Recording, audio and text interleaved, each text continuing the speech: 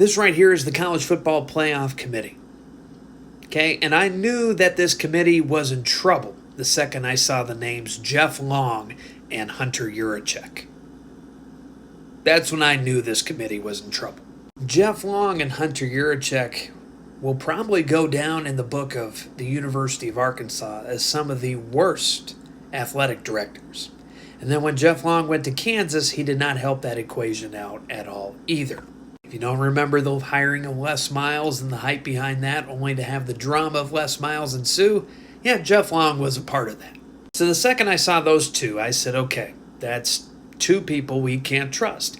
Now, the rest of the people in this picture, you might think to yourself, and I don't really like getting into politics, but you would think that the other 10 were a part of the U.S. Senate.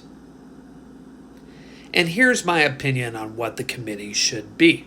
First off, there are 11 men and 1 woman, which the poor woman is probably the deciding vote and has zero opinion about who gets into the playoff. I know that might offend people, but she's outdone 11-1.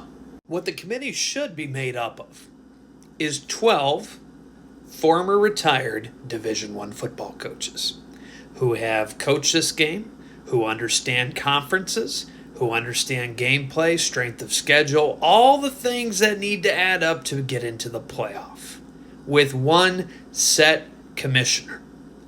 So there should be one of those coaches, maybe a Nick Saban, who should sit at the forefront and say, this is how the playoff should look, okay? And they can argue and argue all they want to about who gets in the playoff, who doesn't get into the playoff, but having 12 retired former head football coaches in the room would be much better than this congressional-looking committee that is put in front of us.